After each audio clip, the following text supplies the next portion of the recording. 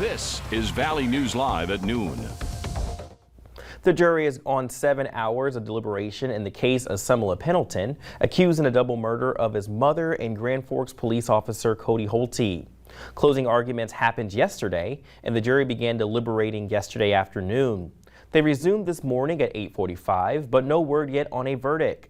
Pendleton is facing a total of 9 felony charges, including 2 counts of murder and 3 counts of attempted murder. Valley News Live is closely following this case and will bring you any information as soon as it's available. Well, 2 people were displaced after a house fire in Moorhead this morning. The call first came in around 7:20 at the 400 block of 17th Street North. That's in the neighborhood north of Park Christian School.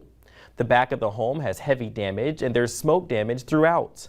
Firefighters say the fire started in the southwest corner of the home and they tore up the siding to put out the hot spots.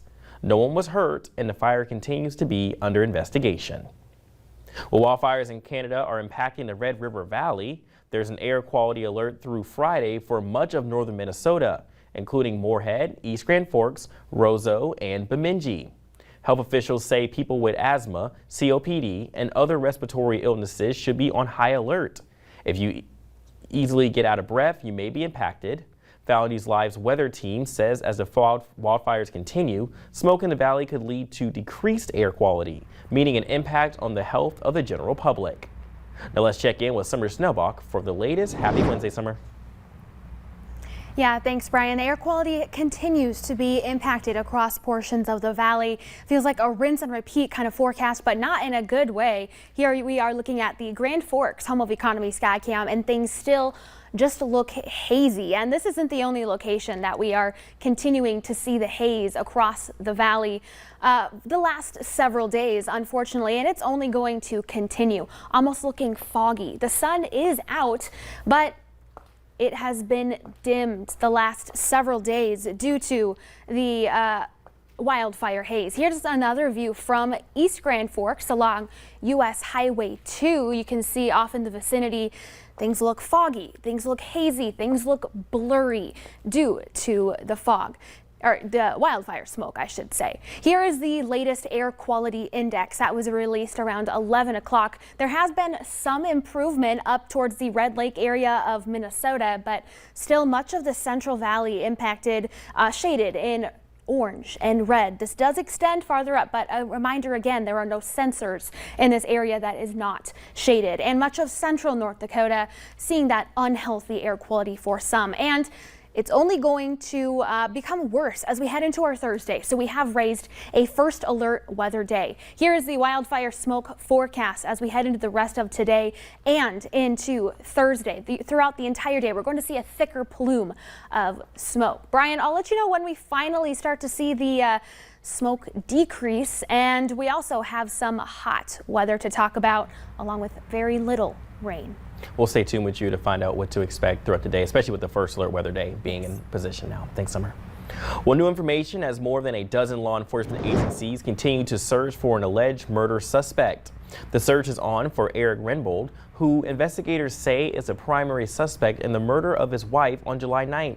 Medical examiners determined that Lisette Rinbold died of homicidal violence. Investigators believe Eric Rinbold fled on foot, but may have obtained a vehicle.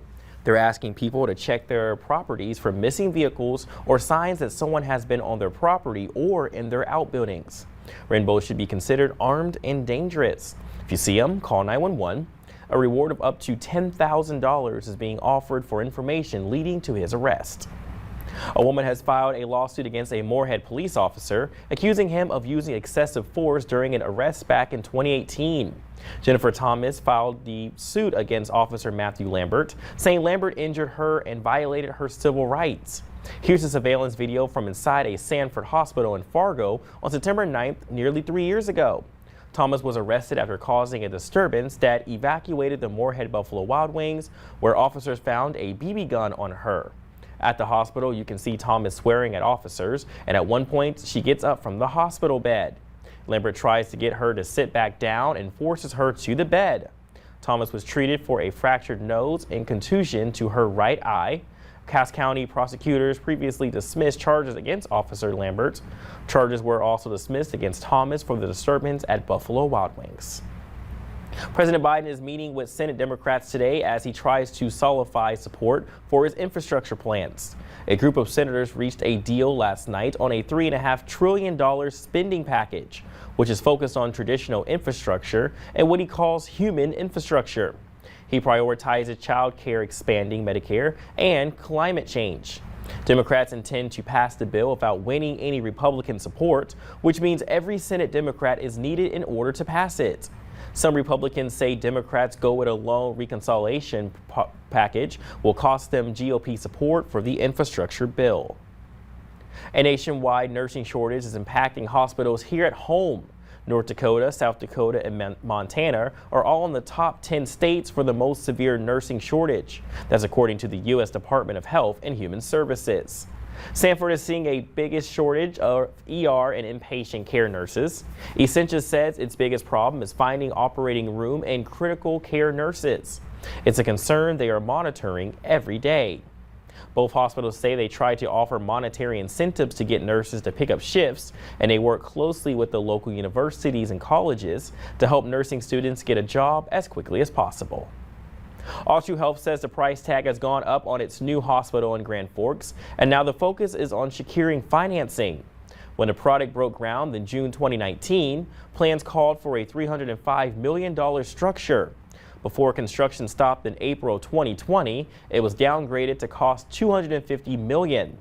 With building set to resume in October, the price tag is now estimated at $380 million. The hospital is 18% complete. It was originally set to open in 2022, but that's been pushed back to 2024. Here's a traffic alert for people driving on Fargo's south side. Starting today, eastbound 17th Avenue South will be down to one lane between 43rd and 44th Streets, so crews can work on some underground utilities. The closure is expected to be in place for up to 1 week. Well, 3 furry new red pandas were recently welcomed at the Red River Zoo. They say it's first birth of red panda cubs in nearly 8 years. The first cub was only 2.7 ounces, so she's been receiving supplemental nutrition by zoo staff. But the other 2 cubs were born on exhibit at the zoo and are now being cared for behind the scenes by their mother, Pepper, and the animal care staff. You can't see the cubs in the exhibit quite yet, but the Red River Zoo will continue to share photos and videos from behind the scenes. Well, coming up at noon, Trollwood students are back at Blue STEM tonight for opening night of their main stage musical. And the air quality is not looking so good. We have an update with Summer Snellbach up next.